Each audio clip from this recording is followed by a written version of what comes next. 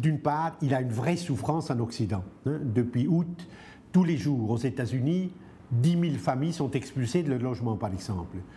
Des milliers et des milliers de fonds de retraite cotés en bourse aux États-Unis se sont dissous dans l'air. Angoisse du lendemain. Chez nous, le chômage en Europe, le chômage augmente, les recettes fiscales de l'État diminuent, l'injustice sociale, la précarité du travail progresse très très rapidement. Donc il y a en Occident, c'est vrai, une souffrance réelle qu'il ne faut pas minimiser, conséquence de cette crise. Mais évidemment, la tragédie la plus effroyable, c'est dans les 122 pays du Sud, nous sommes 6,3 milliards d'êtres humains sur Terre, 4,8 milliards, plus du 2/3, vivent dans un des 122 pays de l'hémisphère sud. Tous les 5 secondes, un enfant en dessous de 10 ans meurt de faim. 100 000 personnes meurent de faim chaque jour, ou de ses conséquences immédiates, et 923 millions de personnes, presque un homme sur 6 sur la planète, est en permanence gravement sous-alimentée, mutilée, invalide, pas de vie, par la sous-alimentation et la faim. Donc cette hécatombe, elle va augmenter.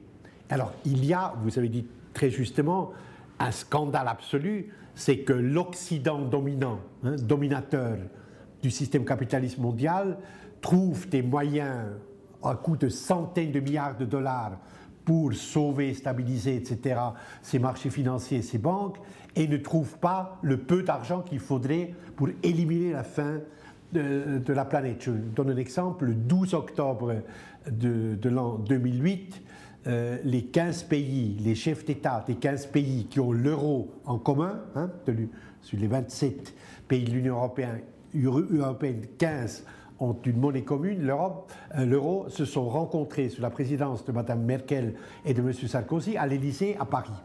En 3 heures et demie, ils ont libéré 1700 milliards de dollars pour le crédit interbancaire européen et pour augmenter le plancher de l'autofinancement des banques de 3 à 5%. Or, les Nations Unies disent que pour éliminer la faim dans le monde, je prends uniquement la faim, pas les épidémies, pas l'eau polluée, pas la désertification, pour éliminer le massacre de la faim, il faudrait 21 milliards sur 5 ans, moins d'un pour cent.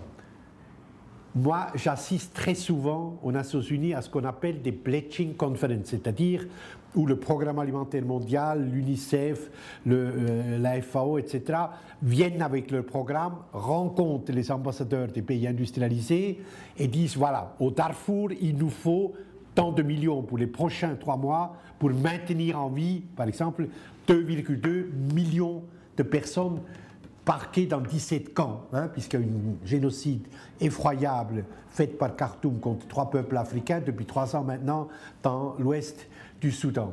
Et très régulièrement, depuis le début de la crise maintenant, les ambassadeurs occidentaux, ambassadrices occidentales et occidentaux répondent, ce n'est pas une critique à leur personne, nous n'avons pas d'argent. Nous n'avons pas d'argent. Résultat, par exemple, maintenant où nous parlons, au Darfour, le programme alimentaire mondial distribue des rations au niveau adulte, 1500 calories adultes par jour, alors que le minimum vital est de 2200 calories. Donc les Nations Unies, faute d'argent, simplement faute d'argent, ne peuvent plus nourrir, comme la loi internationale et la Convention des réfugiés 51 les obligerait de le faire, nourrir convenablement 2,2 millions d'hommes, femmes et enfants qui sont parqués dans ces camps, des personnes déplacées ou au Darfour ou dans les autres camps de réfugiés au Tchad et en République centrafricaine. Il y a ce massacre quotidien de la faim qui a lieu dans une normalité glacée, au vu et au su de tous ces gouvernements occidentaux, de tous ces opinions publiques occidentales qui disent on n'a pas d'argent, malheureusement ces gens-là ils vont mourir, ils meurent, c'est dramatique, c'est comme ça.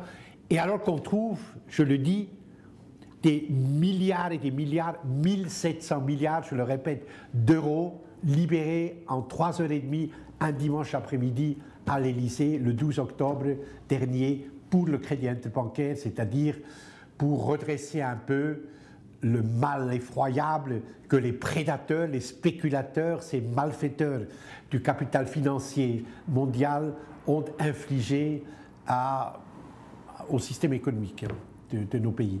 Alors, c'est une absurdité totale et il nous faut une insurrection des consciences.